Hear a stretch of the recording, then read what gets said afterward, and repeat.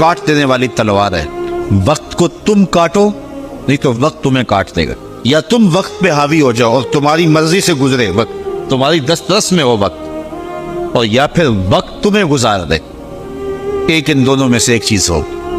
اللہ کا شکر ہے اس وقت ہم وقت کو گزار رہے ہیں, چونکہ ہم قرآن مجید کا درس سننے اور سنانے میں مصروف ہیں. اگر ہم یہاں نہ ہوتے, کہیں بیٹھ کے تاش کھیل رہے ہوتے, تو وقت کی رفتار اور گھڑی کی رفتار کیا اس سے مختلف ہوتی؟ وہ اسی رفتار سے چل رہی ہوتی, لیکن پھر وقت ہمیں گزار رہا ہوتا. لیکن اب وقت کو ہم گزار رہے ہیں. کہا ایک تو فقیروں کی اس بات نے مجھے بڑا نفع دیا اور میں وقت کو گزارا ہے, وقت نے مجھے نہیں گزارا. دوسری بات فقیروں کی جو میرے لیے بڑی نفع بخش ثابت ہوئی وہ یہ ہے کہ درویش کہتے ہیں, اللہ والے لوگ کہتے ہیں کہ اپنے آپ کو نیکی کے کام میں لگا دو ورنہ نفس تمہیں برائی کے کام میں لگا دے گا. آپ اپنے آپ کو کھینچ کے یہاں لے آئے نا, اگر نہ یہاں کھینچ کے لاتے اور نفس مجھے یا آپ کو کسی اور جگہ لے جاتا تو پھر ہمارا وقت کتنا برباد ہوتا. تو کہا تم کھینچ کے اپنے آپ کو نیکی کے کام پہ لگا دو ورنہ نفس جو ہے وہ تمہیں برائی کے کام پہ لگا دے. بلکہ صوفیاء کے ہاں اس بات کا خیال رکھا جاتا ہے کہ وقت کا زیادہ اچھا مصرف کیا ہے, بہتر سے بہتر کی تلاش. حضرت اویس کرنی رضی اللہ تعالیٰ عنہ حضور کی زیارت نہیں کر سکے.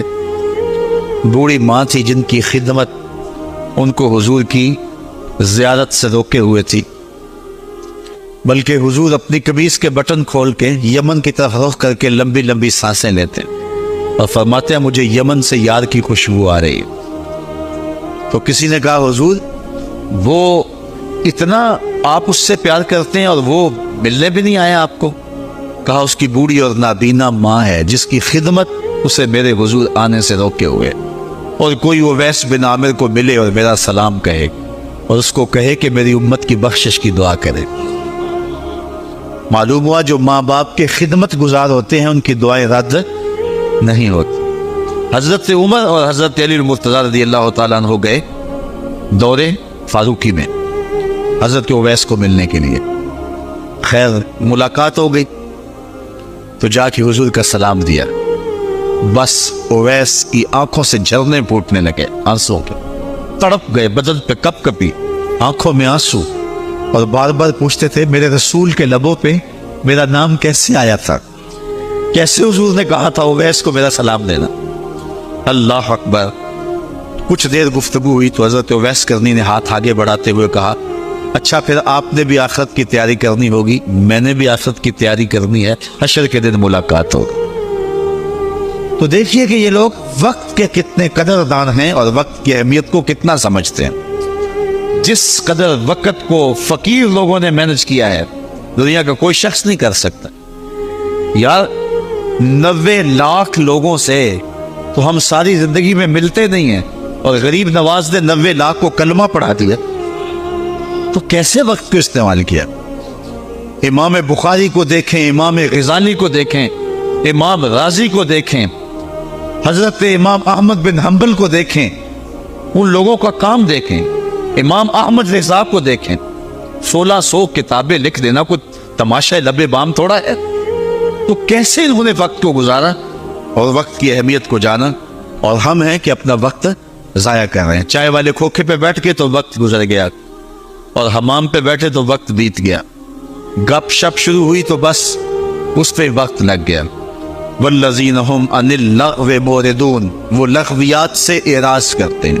آگے سورہ فرقان ہے اسی 18ویں پارے میں, وہاں فرمایا کہ جب وہ لغو سے گزرنے کی نوبت آ جائے تو عزت سے گزر جاتے. وہ باندر کا تماشا دیکھنے رک نہیں جاتے. ان کے مقاصد جلیل ہیں, ان کی زندگی کے بڑے مقاصد ہیں. وہ اپنی زندگی کو ان مقاصد کے حصول کے لیے لگا کے بیٹھے ہوئے ہیں, تو اب وہ اپنے وقت کو ضائع نہیں کرتے. تو کہا محبوب مجھے قسم تیرے زمانے کی, انسان خسارے میں. اب انسان تو خسارہ ماننے کو تیار نہیں ہے. وہ کہتا میں تو خسارے میں نہیں ہوں, میں تو ہواؤں کے دوش پہ اڑتا ہوں, میں تو کائنات کو نخچیر بنایا ہوا ہے، زمانہ میرا باج گزار ہے، ستاروں پہ کمندے میں ڈال چکا ہوں، میں اپنی زندگی کو آسائشوں سے بھر لیا ہوا ہے، کہاں وہ گھاس پھوس کے جھونپڑے اور کہاں عالی نصف کوٹھیاں، کہاں کھانے کے لیے نان شبینہ بھی میسر نہیں تھا، اور کہاں اتنے کھانے کہ انتخاب مشکل ہو جاتا ہے، کہاں پیوند لگے ہوئے کپڑے اور کہاں اتنے لباس ہیں کہ بدلنے کی باری نہیں آتی ہے۔ تو میں تو خسارے میں نہیں ہوں، میں تو ہواؤں کے دوش پہ اڑتا ہوں، میں تو سمندر کی تہوں میں اتر جاتا ہوں، میں تو پوری دنیا کو گلوبل ولیج بنا لیا ہوا ہے، میں تو کائنات کا سارا حسن کشید کر لیا ہے، میں تو خسارے میں نہیں ہوں۔ اللہ کہتا ہے محبوب مجھے قسم تیرے زمانے کی یہ خسارے میں ہے، یہ خسارہ ماننے کو تیار نہیں، اور اللہ کہتا ہے محبوب مجھے تیرے زمانے کی قسم یہ خسارے میں۔ تو امام راضی فرماتے ہیں، آپ فرماتے ہیں جو خسارہ ہے یہ انسانیت کا ہے، اگر یہ ہواؤں کے دوش پہ اڑتا ہے تو یہ انسان کا کمال نہیں ہے، یہ تو چڑیا بھی اڑتی ہے، یہ تو مکھی بھی اڑتی ہے، اگر یہ پانی میں تیرتا ہے تو یہ تو مچھلی بھی تیرتی ہے، اگر اس نے آسائشیں اور سہولتیں اپنے لیے تلاش کر لی ہیں تو وہ تو دوسری مخلوقات کو بھی حاصل ہیں۔ تو انسان کا خسارہ ہے، انسان کا یہ جو عروج جس کی یہ کہانی سنا رہا ہے یہ حیوانیت کا عروج ہے، اس کی انسانیت کہاں گئی؟ ہواؤں کے دوش پہ تو اڑتا ہے لیکن من کی دنیا سے تو ناآشنا ہے، یہ ستاروں پہ کمندے تو ڈال رہا ہے، ہمسائے کی تو خبر نہیں سے کوئی، یہ دنیا کے اوپر بڑا باخبر شخص ہے لیکن اسے جو ہے وہ اپنے من کی خبر بھی نہیں ہے۔ ہمارا نرم رو قاصد پیام زندگی لایا، خبر دیتی تھی جن کو بجلیاں وہ بے خبر نکلے، یہ تو من سے ناآشنا ہے، کہاں گئی اس کی انسانیت؟ یہ ہواؤں میں اڑتا ہے، اگر چاند کی چھاتی پہ قدم رکھ چکا ہے وہاں سے خاک لا کے دکھاتا پھرتا ہے کہ یہ میں نے جو چاند سے خاک جو ہے وہ اکٹھی کی تھی اور یہ دیکھو میں تمہارے سامنے رکھ رہا ہوں۔ تو زمین پہ پہلے تھوڑا بوجھ تھا کہ اور خاک لے آیا، انسانیت کو اس کا کیا فائدہ ہوا؟ یہ انسانیت کا عروج نہیں ہے، انسان تو خسارے میں ہے، انسانیت تو ڈوب رہی ہے۔ گھر کی آگ بجھی تو کچھ سامان بچا تھا جلنے سے، سو وہ بھی ان کے ہاتھ لگا جو آگ بجھانے آئے تھے۔ اس کی انسانیت کہاں گئی؟ یہ بھائی ہو کے بھائی کا گلا نہیں کاٹا، کہاں گئی اس کی انسانیت؟ کہا محبوب مجھے قسم ہے تیرے زمانے کی یہ خسارے میں ہے، اور قسم محبوب کے زمانے کی اس لیے فرمائی کہ محبوب کے زمانے میں انسان عروج پہ تھا، انسان نقطۂ کمال پہ تھا۔ اس دور کا انسان دیکھنا ہو تو ابو بکر و عمر کو دیکھو۔ تو کہا محبوب مجھے قسم تیرے زمانے کی یہ انسان خسارے میں، اگرچہ یہ ہواؤں کے دوش پہ اڑتا ہے لیکن اس کی انسانیت لٹ چکی ہے، اور اگر اس نے انسان دیکھنا ہے تو محبوب آئے تیرے دور میں۔ یہ تو بھائی بھائی کا گلا کاٹ رہا ہے، خون سفید ہو گیا ہے، ایکسیڈنٹ میں جو بچ جاتے ہیں وہ مرنے والوں کی گھڑیاں اتارتے ہیں، اس کی تو حالت انسانی جو ہے وہ برباد ہو چکی ہے، لیکن حسن دیکھنا ہے انسانیت کا تو آئے تیرے دور میں۔ جب ایک شخص زخموں سے چور تڑپ رہا ہے اور کہتا ہے العطش، ہائے مجھے پیاس لگی ہے، ایک بندہ کہیں سے پانی کا پیالہ لیے اس کی پیاس بجھانے کے لیے آگے بڑھتا ہے اور اس کو پانی دیتا ہے، اور وہ بھی ہونٹوں تک لے آتا ہے کہ دوسری طرف سے آواز آتی ہے العطش، تو یہ پیالہ اسی وقت پیچھے کر دیتا ہے اور کہتا ہے میرے بھائی کو شاید زیادہ پیاس لگی ہے، پہلے اسے دے دو مجھے بعد میں دینا۔ اور یہ جب اس کے پاس جاتا ہے اور وہ پانی پینے لگتا ہے تو تیسری جگہ سے آواز آتی ہے، یہ اسے پانی دیتا ہے تو چوتھی جگہ سے آواز آتی ہے، حتیٰ کہ 7 اشخاص کے پاس پانی لے کے جاتا ہے اور ہر ایک آگے ترجیح دیتا ہے، اور جب وہ 7ویں شخص کے پاس پہنچتا ہے تو پہلے کے کرانے کی آواز بڑھ جاتی ہے، یہ کہتا ہے پیچھے بھاگ پہلے اسے پانی دے، اور جب یہ پلٹ کے آتا ہے تو اس کی روح پرواز کر جاتی ہے، پھر دوسرے کے پاس جاتا ہے تو اس کی روح پرواز کر جاتی ہے۔ پانی کا ایک پیالہ اور 7 آدمی زندگی اور موت کی کشمکش میں نزع کا عالم، اور ایک دوسرے کو ترجیح دے رہے ہیں۔ کہا یہ تھا حسن انسانیت کا، محبوب جو تیرے زمانے میں تھا، مجھے قسم تیرے زمانے کی یہ انسان خسارے میں ہے، اگر خسارے سے بچنا ہے تو دامن محمد کا تھامنا ہو۔ الا الذین آمنوا کا بیان اس پہ گواہی دے رہا ہے۔ تو یہ انسان کا خسارہ ہے، انسانیت کا خسارہ ہے۔ شیخ زادہ نے بیضاوی کے حاشیے میں ایک اور خسارے کا پہلو بیان کیا، حضرت علی المرتضیٰ رضی اللہ تعالی عنہ سے۔ آپ فرماتے ہیں خسارہ یہ ہے، یہ انسان کی جو سانسیں ہیں، ہم لمحہ لمحہ سمجھتے ہیں کہ ہم بڑے ہو رہے ہیں لیکن ہم موت کے قریب ہو رہے ہیں۔ یہ سانسیں موت کی طرف بڑھنے والے قدم ہیں۔ تو یہ ہے انسان کا خسارہ جو اپنی سانسوں کے ذریعے کر رہا ہے۔ امام راضی لکھتے ہیں کہ ایک شخص پھٹے پہ رکھ کے برف بیچ رہا تھا، اور ایک بزرگ کہتے ہیں کہ مجھے ان الانسان لفی خسر کا ترجمہ سمجھ میں نہیں آتا۔ جب اللہ کرم نوازی فرمانے لگے تو پھر ہدایت کے سامان اس کے لیے بنتے چلے جاتے ہیں، اور جب کسی کی بہتری کا اللہ ارادہ نہ کرے تو اسے قرآن سے بھی ہدایت نہیں ملتی ہے۔ تو وہ کہتے ہیں میں گیا بازار میں، سمرقند کا بازار تھا، وہاں ایک آدمی پھٹے پہ رکھ کے برف بیچ رہا تھا، اور آواز کیا لگا رہا تھا، توجہ چاہوں گا، کہہ رہا تھا ارحمو من یذوب راس مالہ، اور میرے پہ رحم کرو، مجھ سے برف لے لو، اگر تم نے برف خریدنے میں دیر کر دی تو میں کمائی کیا کرنی ہے، جو میں نے پیسے لگائے ہیں وہ بھی میرے لٹ جائیں گے، میرا راس المال بھی برباد ہو جائے گا، کیونکہ برف ایسا سودا ہے کہ اگر گاہک وقت پہ نہ پہنچے تو نقصان ہو جاتا ہے۔ کوئی اور چیز ہے آج نہیں بکی تو کل بیچ لیں گے، کل نہیں تو پرسوں بیچ لیں گے، لیکن برف کا اگر گاہک وقت پہ نہ آیا تو کمائی کیا کرنی ہے، راس المال بھی لٹ جائے گا۔ تو وہ جانے والوں کو کہہ رہا تھا ارحمو من یذوب راس مالہ، اور میرے پہ رحم کرو، مجھ سے برف لے لو، اگر تم نے دیر کر دی تو میرا اثاثہ بھی لٹ جائے گا، میرا راس المال بھی برباد ہو جائے گا۔ تو وہ بزرگ فرماتے ہیں جب اس نے یہ بات کہی تو مجھے ان الانسان لفی خسر کا ترجمہ سمجھ میں آ گیا۔ میں نے کہا کہ ہم بھی اپنے سانسوں کی برف کو پگھلا رہے ہیں، اور قطرہ قطرہ جس طرح برف پگھلتی ہے، سانس سانس کر کے زندگی پگھل رہی ہے۔ اگر جلدی جلدی ان سانسوں کے بدلے میں نیکیاں لے لیتے ہیں تو یہ زندگی بچ جائے گی، ورنہ یہ زندگی برف کی طرح پگھل رہی ہے۔ ان الانسان لفی خسر، انسان خسارے کا سودا کر رہا ہے، لمحہ لمحہ موت کے قریب ہو رہا ہے، یہ سمجھ رہا ہے میں بڑا ہو رہا ہوں لیکن یہ چھوٹا ہو رہا ہے۔ جب گنتی الٹی شروع ہو جائے تو کام جلدی زیرو پر آ جاتا ہے، کسی کی 60 سے، کسی کی 70 سے، کسی کی 100 سے گنتی الٹی شروع ہے، اور لمحہ لمحہ ہم موت کی طرف بڑھ رہے ہیں۔ یہ انسانیت کا خسارہ ہے۔ ایک مفسر ہوا تبا تبائی ہے، تو ویسے ڈاماڈول، لیکن بات بڑی پتے کی لکھ گیا ہے۔ وہ کہتا ہے خسارے کا ایک اور پہلو بھی ہے، اور اس میں میں آپ کی تھوڑی سی توجہ بھی چاہوں گا۔ وہ کہتا ہے خسارہ یہ ہے کہ اللہ نے ایک شے کو ایک حسن دیا ہے تو دوسرے حسن سے اسے محروم رکھا ہے، تو وہ شے کہتی ہے کہ میں خسارے میں۔ اس کی مثال وہ کہتا ہے یہ پھول ہیں، ان میں خوشبو ہے لیکن روشنی نہیں ہے، اندھیرے میں آپ ان سے چراغاں نہیں کر سکتے، تو پھول کہیں گے ہم خسارے میں، ہمارے میں خوشبو تو ہے لیکن روشنی نہیں۔ چاند میں روشنی ہے لیکن اس میں خوشبو نہیں ہے، تو چاند کہتا ہے میں خسارے میں ہوں، کہ میرے میں روشنی تو بڑی ہے، میرے دم سے کائنات میں اجالے تو پھیل جاتے لیکن خوشبو نہیں ہے، میں خسارے میں ہوں۔ ایک بچہ کہتا ہے میرے میں بچپنے کی معصومیت تو ہے لیکن جوانی کا پاکپن نہیں ہے، لہذا میں خسارے میں ہوں۔ ایک جوان کہتا ہے میرے میں جوانی کا حسن تو ہے لیکن بڑھاپے کا تجربہ نہیں، لہذا میں خسارے میں ہوں۔ اور ایک بوڑھا کہتا ہے کہ میرے میں بڑھاپے کا تجربہ تو ہے لیکن اب بچپنے کی وہ معصومیت کہاں، وہ کاغذ کی کشتی، وہ بارش کا پانی۔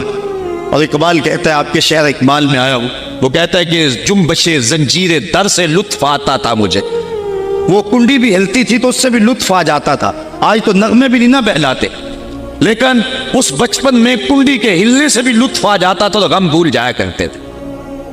وہ کیا کسی نے کہا تھا کہ اپنے جل جانے کا بھی احساس نہیں تھا، جلتے ہوئے شعلوں کو چھیڑا کرتے تھے، اب تو ایک آنسو بھی رسوا کر جاتا ہے، بچپن میں جی بھر کے رویا کرتے تھے، اب تو وہ رونے کا حسن بھی نہیں نہ رہا۔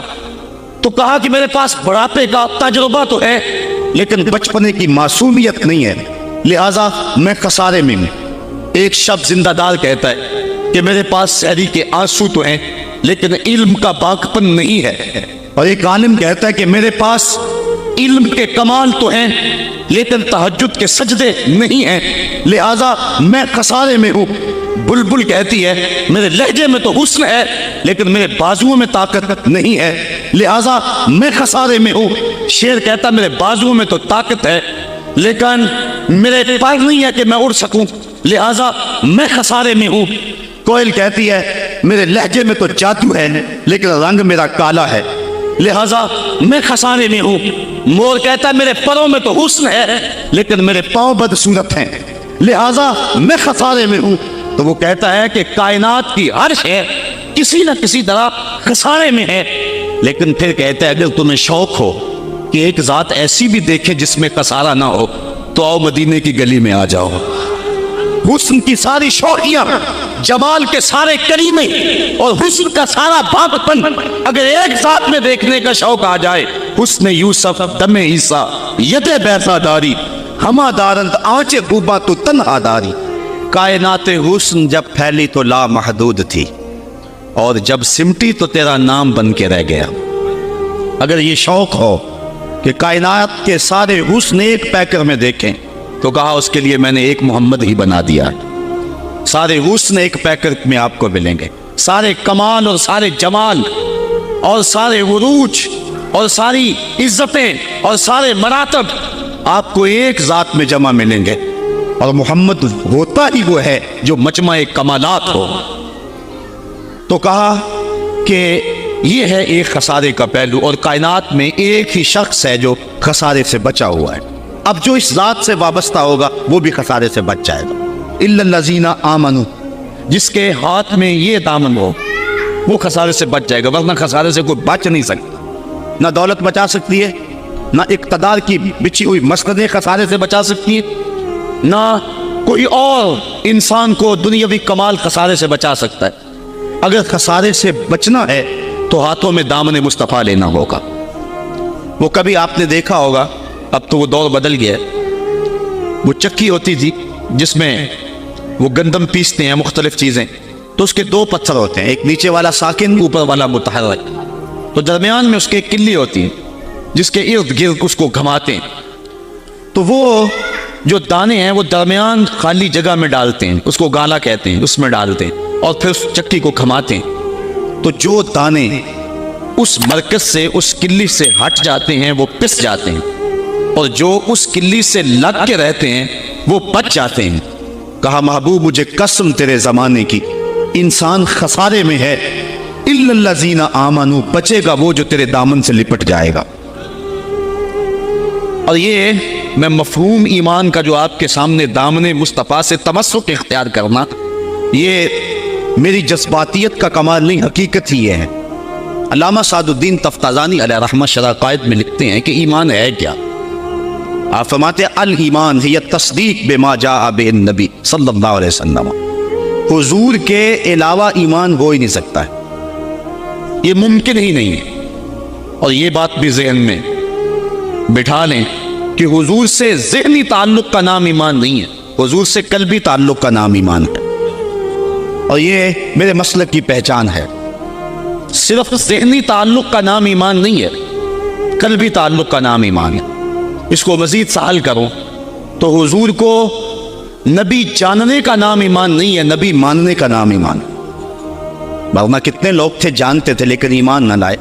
الذین آتیناہم الکتاب یعرفونہ کما یعرفون ابناءہم، جن کو ہم نے کتاب دی وہ ایسے ہی جانتے تھے جس طرح بیٹوں کو جانا کرتے، لیکن اس کے باوجود ایمان نصیب نہیں ہوا۔ ایمان جاننے کا نام نہیں ہے، ایمان ماننے کا نام ہے۔ پھول کو بلبل جانتی نہیں مانتی ہے، اگر مانتی نہ ہوتی تو پھول کے گرد رقص بسمل کے تماشے نہ کرتی۔ شمع کو جانتے سارے ہیں لیکن مانتا صرف پروانہ ہے۔ تو ایمان جاننے کا نام نہیں ہے، ایمان ماننے کا نام ہے۔ اور جہاں تک جاننا بمعنی ادراک ہے تو وہ تو آج تک میرے رسول کو کوئی جان ہی نہ سکا۔ سب سے زیادہ قربت تو حضرت سیدنا صدیق اکبر رضی اللہ تعالیٰ عنہ کو حاصل، ان کو بھی کہہ دیا یا ابا بکر لم یعرفنی حقیقتاً غیر ربی، سفر و حضر میں میرے ساتھ رہے، سن لو میری حقیقت کو میرے رب کے علاوہ کوئی بھی نہیں جانتا ہے۔ بلکہ ایک مقام پہ فرمایا لی مع اللہ وقت لا یسعنی فیہ نبی مرسل ولا ملک مقرب، میرا اور میرے رب کا معاملہ ایسا ہے کہ درمیان میں نہ کوئی نبی آ سکتا ہے، نہ کوئی رسول اور پیغمبر آ سکتا ہے، اور نہ کوئی فرشتہ مقرب درمیان میں آ سکتا ہے۔ تو جہاں تک تعلق ہے حضور کو جاننے کا بمعنی ادراک، تو آج تک حضور کو اللہ کے علاوہ کوئی جان ہی نہیں سکا ہے۔ مولوی کا تو دماغ خراب ہو گیا کہ وہ مسجد میں ترازو رکھ کے بیٹھ گیا اور نبی کو تولنے لگا۔ میں تو کہا کرتا ہوں ڈٹھے ورق قرآن دے پھول سارے، تیری شان جیا نہیں کوئی اور ڈٹھا، تیری شان دا کرے مقابلہ جیڑا انہوں عاشقاں اصلی چور ڈٹھا۔ کوئی نور آکھے کوئی بشر آکھے، پیندہ رات دینے ایہو شور ڈٹھا، اللہ والیاں گل مکا دیتی تساں ہور ڈٹھا ساں ہور ڈٹھا۔ تم نے پتہ نہیں کس کو دیکھا ہے جو سکی بیٹی کو بھی نہیں بخشوا سکتا۔ لاہور قصر نور میں ایک شخص، آپ بھی سارے جانتے ہیں، میرا نام لینے کا مزاج نہیں ہے، ٹیلی ویژن پہ بھی وہ چیختا ہے، تو وہ کہنے لگا کہ نبی تو سکی بیٹی کو بھی نہیں بخشوا سکتا۔ تو میں نے بعد میں اٹھ کے کہا، میں نے کہا لوگوں آج تو لوگ اسے ووٹ نہیں دیتے جو تھانے سے نہ چھڑا سکے، سنبھلتا نہیں جن سے اپنا دوپٹہ، سنبھالیں گے کیا وہ کلیجہ کسی کا۔ جو تھانے سے نہ چھڑا سکے لوگ اسے ووٹ نہیں دیتے، اور جو اپنی بیٹی کو بھی نہ بخشوا سکے پھر کلمہ پڑھنے کا فائدہ کیا؟ جو افراد خانہ کی بگڑی بھی نہیں بنا سکتا، جو سکی بیٹی کو بھی نہیں بخشوا سکتا۔ میں نے کہا میاں تم اس کی بات کرتے ہو جو سکی بیٹی کو بخشوا نہیں سکتا، ہم تو اس کے قصیدے پڑھتے ہیں جس نے کہا فاطمہ تو جنتی عورتوں کی سردار ہے۔ تم اس کی بات کرتے ہو جس کے چاہنے سے کچھ نہیں ہوتا، ہم تو اس کی بات کرتے ہیں جس کی انگلی اٹھے اور چاند کے ٹکڑے ہو جائیں، اور سڑیاں کھجوراں اگا جان دائے، اور پتھراں نو کلمے پڑھا جان دائے، قطرے کو سمندر ذرے کو ستارہ کرتے ہیں، کونین کو خم آ جاتا ہے جب زلف سنوارا کرتے۔ ہم تو اس نبی کو ماننے اور جاننے والے، می وریا کستوریاں دا جدو یار نچوڑیاں زلفاں، می وریا کستوریاں دا جدو یار نچوڑیاں زلفاں، تے قبلہ عہدے بنیا سائم جدے یار نے موڑیاں زلفاں۔ وہ تو رخ پھیر دے تو خدا قبلے نہیں بدل دیتا۔ لوگ کہتے ہیں چاہنے سے کچھ نہیں ہوتا، میں کہتا ہوں ساری دنیا ہی مصطفیٰ کی چاہت پہ ہے۔ قبیلہ بنو سلیم کی مسجد ہے، 4 رکعتی نماز ہے، 2 رکعت پڑھی جا چکی ہیں، 2 رکعت ابھی باقی ہیں۔ خاطر آتر میں بات آئی کہیں قبلہ بدل جائے تو کیا خوب، تو فوراً جبریل آگے کہا محبوب پھر دیر کاہے کی ہے، ابھی رخ پھیر لو۔ اب جن لوگوں نے مسجد قبلہ تین دیکھی ہے کہ پہلا قبلہ بالکل شمال میں اور موجودہ قبلہ بالکل جنوب، اور صحابہ تو ذہنی طور پہ اس کے لیے تیار ہی نہیں ہے، تو بتا دیا جاتا کہ اگلی نماز ہم ادھر پڑھیں گے۔ یہ نماز کا وقت بدلنا ہو نا تو 1 دن پہلے بتانا پڑتا ہے، کل سے نماز ظہر 2:15 بجے پڑھیں گے۔ اگر اسی دن ایسا کر لیں تو لوگ کہیں گے کہ یہ امام تو سلیقہ ہی نہیں رکھتا ہے، ہم تو آئیں 2 بجے کے حساب سے اور اب 2:15 تک بیٹھے رہیں۔ تو نماز کا وقت بدلنا ہو تو 1 دن پہلے بتانا ہوتا ہے، اور یہاں تو قبلہ بدلنا تھا، ایک نماز ہی پہلے بتا دیا جاتا، لیکن کہا محبوب ابھی رخ پھیر لو۔ یا اللہ تیری نماز تو پوری ہو لے، کہا میری نماز بعد میں پوری ہوگی، پہلے تیری مرضی پوری ہوگی، پہلے تیری مرضی پوری ہوگی۔ می وریا کستوریاں دا یہ تو یار نچوڑیاں زلفاں، قبلہ عہدے بنیا سائم جدے یار نے موڑیاں زلفاں۔ وہ تو رخ بدل دے خدا قبلے بدل دیتا ہے، ہم اس نبی کی بات کرتے۔ تو بات کر رہا تھا کہ ایمان جاننے کا نام نہیں ہے، ایمان ماننے کا نام ہے۔ یہ تصدیق بما جاء بہ نبی صلی اللہ علیہ وآلہ وسلم۔ ایمان کے بعد اب یہ بات بھی ذہن نشین کریں کہ اس دنیا پہ سب سے بڑی دولت مجھے اور آپ کو جو عطا کی گئی ہے وہ دولت ایمان ہے، سب سے بڑی دولت۔ اگر ایمان نہیں سب کچھ مل گیا کچھ بھی نہیں ہے، اور اگر کوئی چیز پاس نہیں ہے لیکن ایمان کی دولت موجود ہے تو یہ سب سے بڑا حسن اور سب سے بڑی بہار۔ اقبال کہتا ہے کہ اقبال یہ کس کے عشق کا فیض عام ہے، رومی فنا ہوا حبشی کو دوام ہے۔ یہ وہ دولت تھی جس کے دم سے اجالے ہوئے دنیا پر سب سے بڑی دولت جو حضرت انسان کو دی گئی ہے وہ دولت ایمان ہے، اور قیامت کے دن سب سے بڑی دولت جو حضرت انسان کو دی جائے گی وہ دیدار الہی ہوگا۔ تو یہ سب سے بڑی دولت، اور یہ محض اللہ کی کرم نوازی سے نصیب ہوتی ہے۔ انسان کی زندگی کے اچھے اعمال بعض اوقات ایمان کے نصیب ہونے کا سبب بن جاتے ہیں، یہ کبھی کبھی ایسا ہوتا ہے، لیکن ہوتی محض توفیق خدا بنتی ہے۔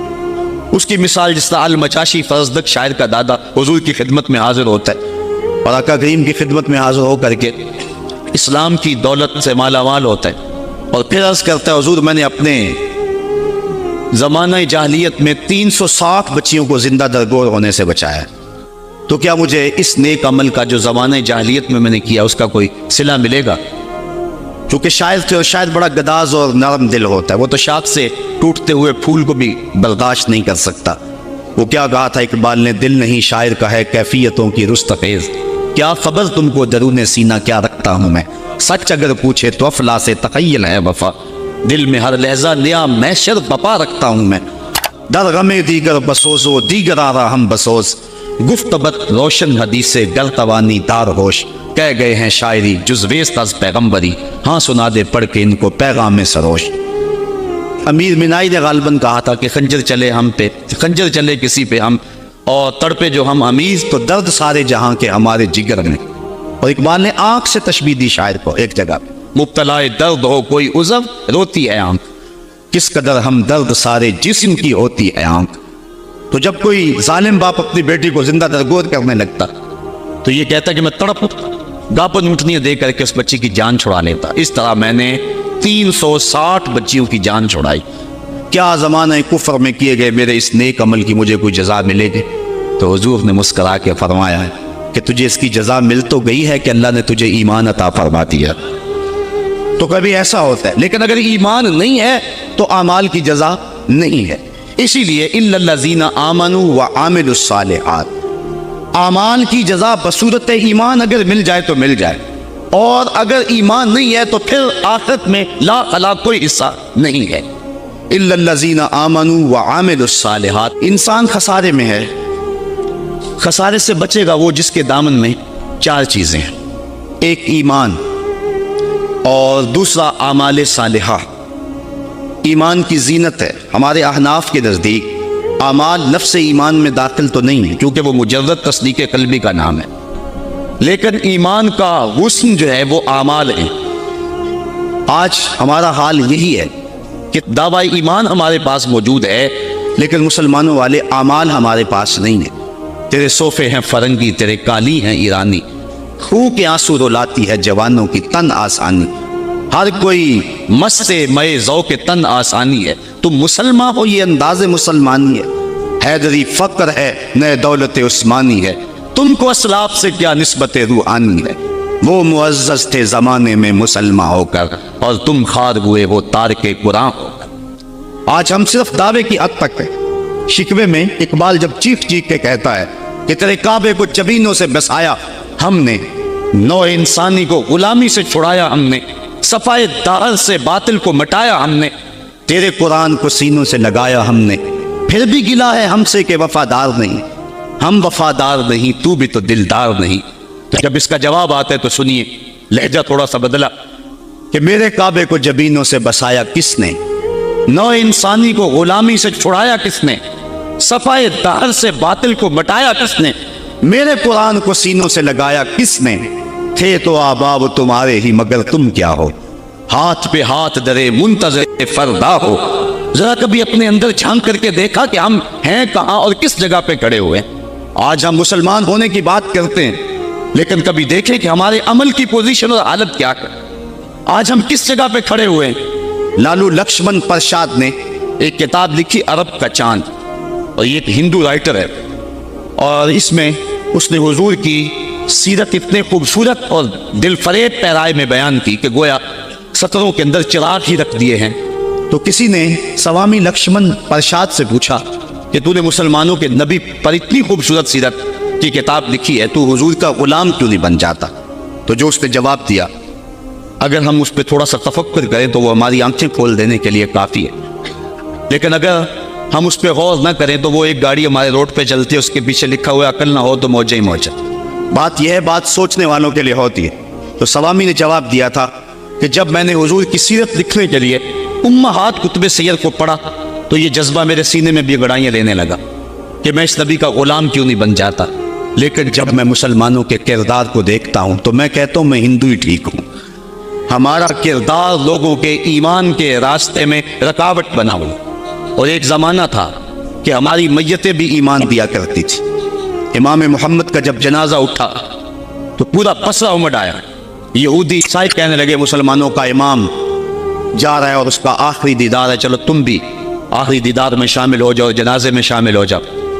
لوگ ذوق و شوق کی فراوانی میں آگے بڑھ بڑھ کے جنازے کی چارپائی کو کندھا دے رہے تھے.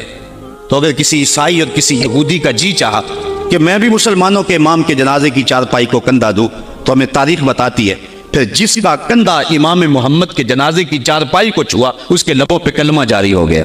آؤ اپنے آپ کو مالک کی چوکھٹ پہ لے جاؤ، اس کی دہلیز پہ لے جاؤ.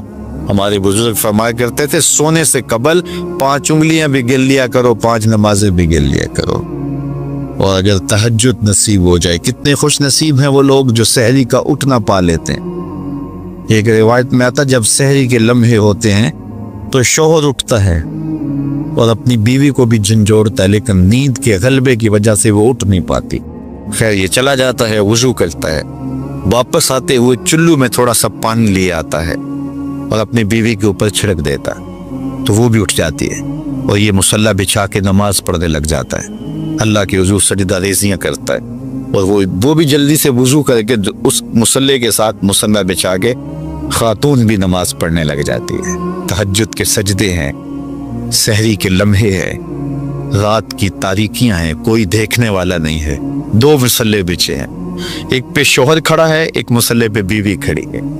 رب کی دہلیز کا نوکر اور اس کی چوکھٹ کی بادی دونوں سجدہ ریز ہیں. حدیث میں آتا ہے جب یہ سجدے کر رہے ہوتے ہیں اللہ دیکھ کے مسکرا رہا ہوتا ہے، اپنی شان کے مطابق مسکرا رہا ہوتا ہے کہ دیکھو میرا بندہ اور میری بندی میرے لیے سجدے کر رہے ہیں. پھر کتنی رحمتیں برستی ہیں، کتنی کرم نوازیاں ہوتی ہیں. ذرا اپنی سحریوں کا آغاز سجدوں سے کرو، پھر آپ کو کسی بابے کے پاس نہیں جانا پڑے گا کہ جن آ گیا، بھوت آ گیا، ہمارے گھر میں سایہ ہو گیا، بدروحوں کا اثر ہو گیا، کسی نے تعویذ ڈال دیے، جادو کر دیا، ٹونا کر دیا. تہجد کے سجدوں سے اپنے مسلوں کو آباد تو کر کے دیکھو، تمہارے گھر پہ چھم چھم رحمتوں کا نزول ہوگا، کرب نوازیاں اتریں گی تمہارے گھر کے اندر، نوار برسیں گے. آؤ اس کی چوکھٹ پہ آؤ، اس کی کرم نوازیوں کے رنگ دیکھو کہ وہ کتنے کرم نوازیاں کرتا ہے. پھر رزق کے دروازے بھی کھلیں گے تمہارے لیے، رحمتوں کے دروازے بھی کھلیں گے، سکون اور طمانیت کے دروازے بھی کھلیں گے، اندر سے روشنی پھوٹے گی. تو کہا ہر جان یہ دیکھے اس نے آنے والے کل کے لیے آگے کیا بھیجا ہے. پھر کہا واتقوا اللہ، اور اللہ سے ڈر جاؤ. پھر دوبارہ وہی تلقین کی. پھر ارشاد فرما ان اللہ خبیر بما تعملون، جو تم کرتے ہو تمہارا رب اس سے باخبر ہے، تم اس کی نگاہوں سے پوشیدہ نہیں ہو. آج کہیں لکھا ہوتا ہے نا خبردار کیمرے کی آنکھ دیکھ رہی ہے، تو لوگ سیدھے ہو کے بیٹھ جاتے ہیں.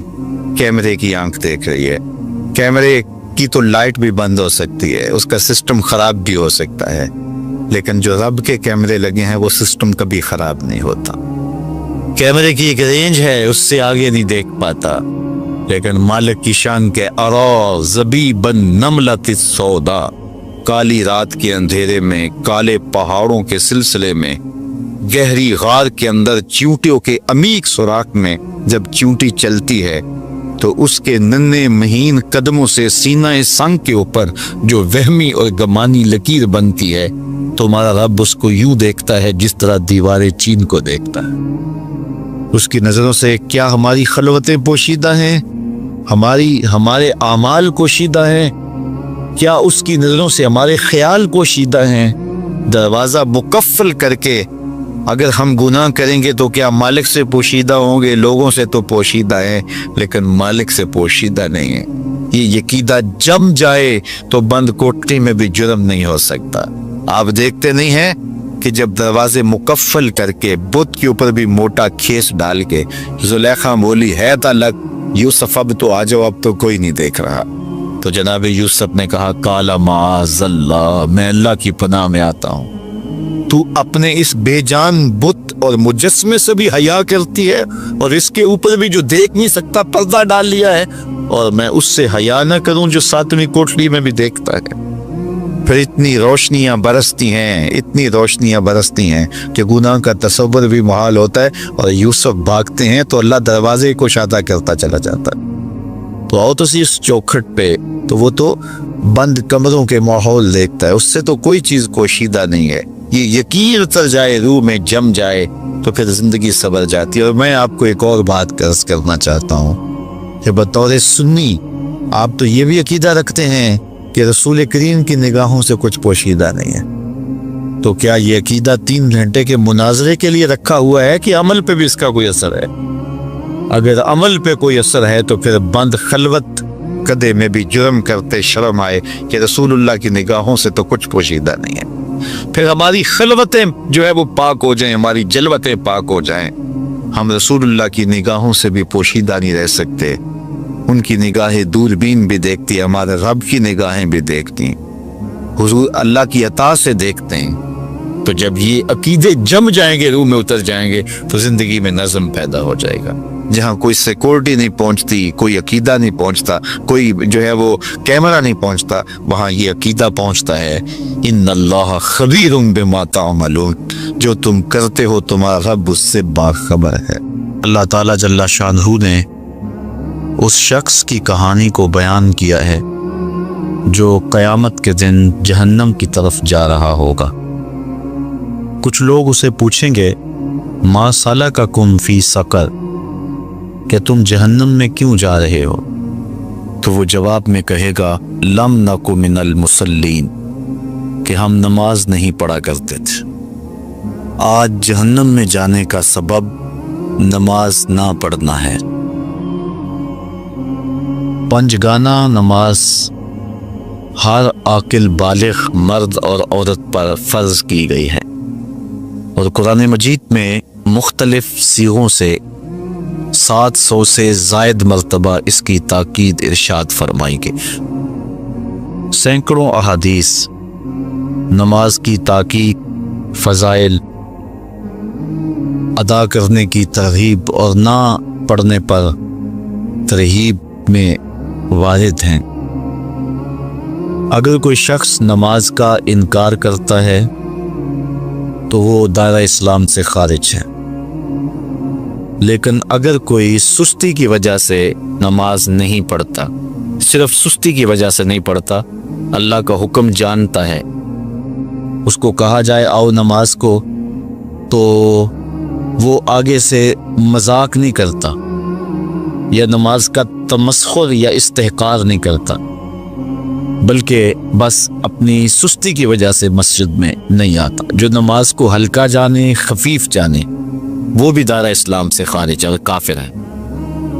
لیکن جو شخص اس کو اللہ کا حکم جانتا ہے اور اس کو پڑھنا اپنے اوپر ضروری سمجھتا ہے، لیکن سستی کی وجہ سے پڑھ نہیں سکتا، تو اس کے بارے میں علماء کی آراء مختلف ہیں۔ حضرت امام اسحاق اور حضرت امام احمد رضی اللہ تعالی عنہما آپ تو فرماتے ہیں کہ ایسا شخص کافر ہے اور اس کو قتل کرنا واجب ہے۔ حضرت امام مالک کا قول ہے کہ، اور امام شافعی کا بھی یہی قول ہے، وہ بھی کہتے ہیں کہ اس کو قتل کیا جائے گا اور بطور حد قتل کیا جائے گا۔ حضرت امام اعظم امام ابو حنیفہ علیہ رحمہ آپ فرماتے ہیں کہ بے نمازی کو قتل نہیں کیا جائے گا، بلکہ اس پر تعزیر نافذ ہوگی۔ یہ حاکم وقت کی ثوابدید پر ہے کہ وہ اس پر کیا سزا دیتا ہے، اور فرمایا اس کو 7 قید کیا جائے گا اور توبہ کے لیے اس کو زور دیا جائے گا۔ اگر وہ توبہ کر لے تو اس کو قید سے باہر نکال لیا جائے گا، ورنہ اس کو قید رکھا جائے گا۔ صحابہ کہتے ہیں کہ ہم کسی عمل کے تارک کو کافر نہیں سمجھتے تھے سوائے نماز کے تارک۔ اور آقا کریم علیہ السلام کا ایک فرمان ہے، من ترک الصلاۃ متعمدا فقد کفر جہارا، جس نے جان بوجھ کے نماز چھوڑی اس نے اعلانیہ کفر کیا۔ امام اعظم امام ابو حنیفہ علیہ رحمہ وہ فرماتے ہیں کہ یہ حدیث محل ترہیب میں ہے، گویا اس نے کافروں والا کام کیا، اس لیے آپ یہ فتویٰ دیتے ہیں کہ اس کو قید کیا جائے گا اور نماز کی پابندی کا زور دیا جائے گا، اور وہ توبہ کرے تو اس کو چھوڑ دیا جائے گا۔ لیکن باقی ائمہ بعض کہتے ہیں اس کو حداً قتل کیا جائے، اور امام اسحاق اور امام احمد کہتے ہیں اس کو قتل کرنا واجب ہے۔ تو بے نمازی جو اللہ کے حکم کی پابندی سستی کی وجہ سے نہیں کرتا، یہ اس کے لیے حکم ہے۔ جو شخص تحقیر کرتا ہے نماز کی، ہلکا جانتا ہے، تمسخر اڑاتا ہے یا اس کا انکار کرتا ہے، تو اس کے بارے میں علماء کے اندر کوئی اختلاف نہیں ہے، وہ ائمہ اربعہ کے نزدیک کافر ہے، دارہ اسلام سے خارج ہے، مرتد ہے۔ لیکن سستی کی وجہ سے نماز نہ پڑھنے والا، اس کے بارے میں علماء کا یہ موقف ہے۔ حضرت غوث اعظم الشیخ سید عبد القادر جیلانی علیہ رحمہ آپ فرماتے ہیں کہ بے نمازی کو مسلمانوں کے قبرستان میں دفن نہ کر۔ حضرت سلطان باہو علیہ رحمہ آپ کا قول ہے کہ بے نمازی سے خنزیر بھی پناہ مانگتا ہے۔ حضرت شیخ سعدی شرازی فرماتے ہیں بے نمازی کو قرض نہ دو، جو اللہ کا قرضہ ادا نہیں کرتا تمہارا قرض کیسے لٹائے گا۔ اب آئیے ہم حضور علیہ السلام کے فرامین دیکھتے ہیں اس حوالے سے۔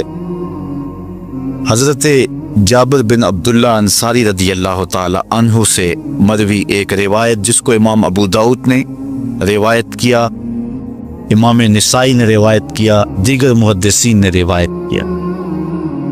آقا کریم نے ارشاد فرمایا بین الرجل و بین الکفر ترک الصلاۃ، آدمی اور کفر کے درمیان ترک صلاۃ ہے، یدی بندہ مومن اور بندہ کافر کے درمیان ترک صلاۃ ہے، جو نماز پڑھتا ہے وہ مومن ہے اور جو نماز نہیں پڑھتا تو وہ کافروں والا کام کرتا ہے، یا دیگر ائمہ کے نزدیک وہ کافر ہے۔ یہ ترہیباً نہیں بلکہ یہ حکم ہے۔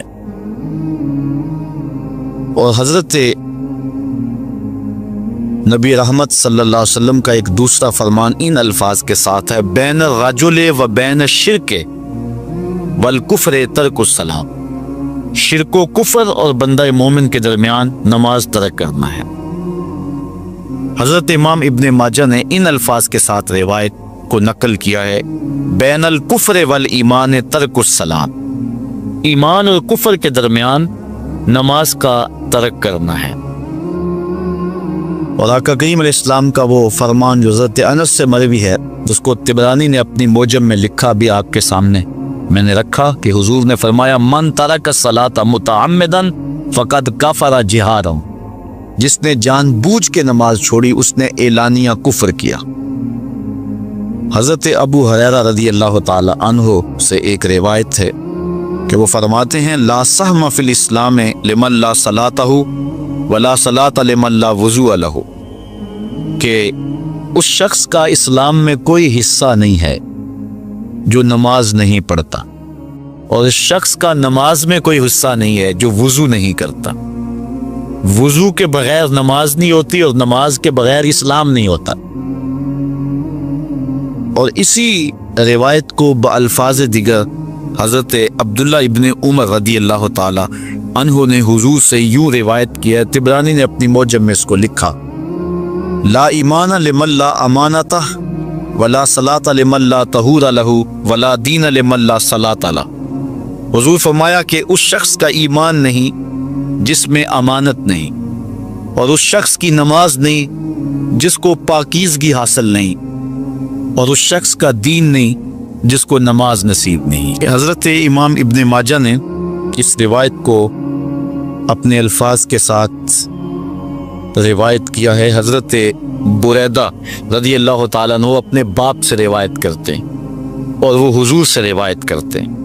حضور علیہ السلام نے ارشاد فرمایا ان العہد الذی بیننا و بینہم الصلاۃ فمن ترکہا فقد کفر، کہ ہمارے اور ان لوگوں کے درمیان جو معاہدہ ہے وہ نماز کا ہے، جس نے نماز کو چھوڑ دیا اس نے کفر کیا، یعنی ہمارا اور ان کا پھر اب معاہدہ باقی نہیں رہے گا۔ حضرت امام بخاری نے روایت نقل کی ہے، حضور نے ارشاد فرمایا من ترک الصلاۃ العصر فقد حبط اعمالہ، جس نے عصر کی نماز چھوڑی اللہ اس کے سارے عمل برباد کر دیتا۔ حضرت ابو ہریرہ رضی اللہ تعالی عنہ سے روایت ہے جس کو امام ابن ماجہ نے اور امام نسائی نے روایت کیا ہے، وہ حضور سے روایت کرتے ہیں، بڑی مشہور روایت ہے۔ حضور نے ارشاد فرمایا ان اول ما یحاسب به العبد بصلاته فان صلحت فقد افلح وانجح وان فسدت فقد خاب وخسر۔ فرمایا قیامت کے دن بندے سے سب سے پہلا حساب نماز کا لیا جائے گا۔ اگر اس کی نماز ٹھیک ہو گئی تو وہ فلاح پا گیا، اگر پہلا تول ٹھیک آ گیا تو وہ کامیاب ہے، وانجح اور نجات پا گیا، وان فسدت فقد خاب وخسر، اور اگر پہلا تول ہی ٹھیک نہ ہوا تو پھر وہ ذلیل و رسوا ہو گیا۔ حضرت عبادہ بن صامت رضی اللہ تعالیٰ عنہ سے ایک طویل روایت ہے، وہ کہتے ہیں کہ حضور علیہ السلام نے مجھے 7 چیزوں کا حکم دیا، مجھے وصیت کی کہ ان 7 کاموں کو کرنا ہے۔ ان کے اندر جو دوسری چیز تھی وہ حضور نے یہ ارشاد فرمائی، وَلَا تَتْرُكُوا الصَّلَاةَ مُتَعَمِّدِينَ فَمَنْ تَرَكَهَا مُتَعَمِّدًا فَقَدْ خَرَجَ مِنَ الْمِلَّةِ، کہ جان بوجھ کے کبھی نماز نہ چھوڑنا، جس نے نماز چھوڑی وہ ملت اسلامیہ سے نکل گیا۔ اور حضرت معاذ بن جبل رضی اللہ تعالی عنہ سے بھی ایک طویل روایت ہے کہ حضور نبی رحمت صلی اللہ علیہ وسلم نے ان کو 10 وصیتیں کی تھی۔ حصول برکت کے لیے یہ ساری حدیث میں آپ کے سامنے رکھ دیتا ہوں۔ کہتے ہیں اوصانی رسول اللہ صلی اللہ علیہ وسلم بعشر کلمات، حضور نے مجھے 10 باتیں ارشاد فرمائیں، حکمت سے بھری اور رحمتوں سے بھری ہوئی ایک ایک بات ہے، ان کے بول بہاروں جیسے اور اصحاب ستاروں جیسے۔ تو اتنا خوبصورت کلام، لہو خورشید کا ٹپکے اگر ذرے کا جگر چیے۔ حضور نے 10 باتیں حضرت معاذ بن جبل رضی اللہ تعالی عنہ کو بطور وصیت ارشاد کی۔ کہتے ہیں کالا، حضور نے مجھے کہا، ارشاد کیا، لا تشرک باللہ شیئا وان قتلت وحرقت، اللہ کے ساتھ کسی کو شریک نہ ٹھہرانا، اگرچہ تجھے قتل بھی کیا جائے اور تجھے آگ میں جلا بھی دیا جائے، کبھی بھی اللہ کے ساتھ شریک نہ ٹھہرانا۔ دوسری بات حضور نے مجھے یہ ارشاد فرمائی، ولا تاس والدیک وان امراک ان تخرج من اہلک و مالک، کہ اپنے والدین کی کبھی نافرمانی نہ کرنا، اگرچہ تجھے حکم دیں کہ اپنے مال کو اور اپنے بچوں کو لے کے گھر سے نکل جا، تو کہا یہ کر لینا، نکل جانا، لیکن والدین کی نافرمانی نہ کرنا۔ تیسری بات حضور نے ارشاد فرمائی، وَلَا تَتْرُكَنَّ صَلَاةً مَكْتُوبًا مُتَعَمِّدًا فَإِنَّ مَنْ تَرَكَ صَلَاةً مَكْتُوبَةً مُتَعَمِّدًا فَقَدْ بَرِئَتْ مِنْهُ ذِمَّةُ اللَّهِ۔ فرمایا اے معاذ بن جبل، فرض نماز جان بوجھ کر کبھی بھی نہ چھوڑنا، زندگی میں کبھی نہ ہو کہ تجھ سے فرض نماز چھوٹے، اس لیے کہ جس نے فرض نماز جان بوجھ کے چھوڑ دی، اللہ اور اس کے رسول نے اس سے اپنا ذمہ اٹھا لیا۔ اب وہ جدھر مرضی جائے، اللہ نے جو ذمہ لیا ہوا ہے مومن کا، اللہ اٹھا لیتا ہے۔ چوتھی چیز حضور نے جو ارشاد فرمائی، وَلَا تَشْرِبَنَّ خَمْرًا فَإِنَّهُ رَأْسُ كُلِّ فَاحِشَةٍ، اے معاذ بن جبل، زندگی میں کبھی بھی شراب نہ پینا، ہر بے حیائی کی جڑ ہے اور بنیاد ہے شراب۔ پانچویں چیز کہتے ہیں حضور نے جو مجھے ارشاد فرمائی وہ یہ تھی، وَإِيَّاكَ وَالْمَعْصِيَةَ فَإِنَّ بِالْمَعْصِيَةِ حَلَّ سَخَطُ اللَّهِ، کہا کبھی اللہ کی نافرمانی نہ کرنا، اللہ کی نافرمانی سے اللہ کی ناراضگی مول لینے والی بات ہے، اللہ تعالیٰ کی معصیت سے اس کی ناراضگی جائز ہو جاتی ہے، حلال ہو جاتی ہے۔ اور چھٹی چیز کہتے ہیں حضور نے یوں ارشاد فرمائی، وَإِيَّاكَ وَالْفِرَارَ مِنَ الزَّحْفِ وَإِنْ هَلَكَ النَّاسِ، کہا جب محاذ پہ ڈٹا ہونا تو کبھی پیٹھ نہ پھیرنا، اگرچہ لاشیں جو ہیں وہ گر رہی ہوں اور لوگ ہلاک ہو رہے ہوں، سارے لشکر کے ہلاک ہو جانے کا ڈر بھی ہو، لیکن کہا معاذ بن جبل میں تمہیں وصیت کرتا ہوں کبھی پیٹ پھیر کے بھاگنا نہیں ہے۔ حضور نے کہتے ہیں مجھے جو 7ویں چیز ارشاد فرمائی وہ یہ تھی، وَإِنْ أَصَابَ النَّاسَ مَوْتٌ فَاصْبُتْ، اگر تو کسی ایسے علاقے میں رہتا ہو جہاں موت آ جائے कोई बीमारी आ जाए मौत वाली तो इलाका छोड़ के भागना ना, वहीं रहना। तेरी किस्मत में जिंदगी हुई, तुझे कोई मौत दे नहीं सकता। और अगर मौत तेरे लिए लिखी गई है तो जहां मर्जी चला जाए तो मौत से बच नहीं सकता। इसलिए ऐसे मकाम से भाग करना जाना, वहीं डटे रहना और वहीं रुके रहना। 8वीं चीज कहते हैं हुजूर ने मुझे इरशाद फरमाई, व अनफिक अला अहलिका मिन तौलिका। कहा अल्लाह ने तुझे जो वुसअत दी है, तुझे जो माल दिया है, उसको अपनी औलाद पर खुल के खर्च करना। अपनी औलाद से बुखल न करना। औलाद के मामले के अंदर जहां उनकी जरूरत हो उसको खुल के पूरा करना है। और हुजूर ने 9वीं बात जो इरशाद फरमाई वो ये थी, वला तरफा अनहुम असाका अदबन। अपनी औलाद को अदब सिखाने के लिए डंडा ना छोड़ना, असा हमेशा लटका के रखना, कोड़ा बांध के रखना। और 10वीं चीज कहते हैं हुजूर ने जो मुझे इरशाद फरमाई, व अख्फिहिम फिल्लाह।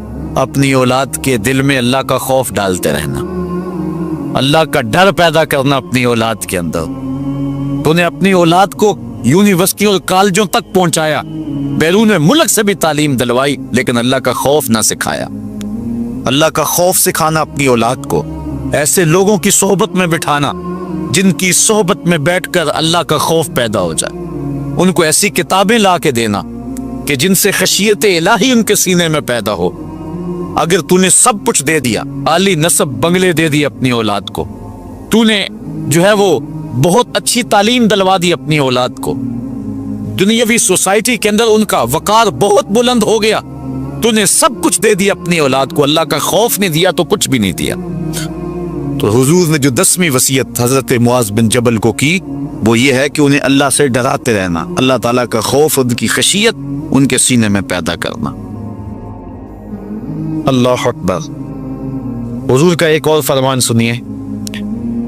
हुजूर ने फरमाया कि जो शख्स नमाज छोड़ता है, एक तवील हदीस है जिसका ये हिस्सा है, वकाना यौमल क़यामत मा कारूना व फिरऔना व हामाना व उबई इब्न खलफ।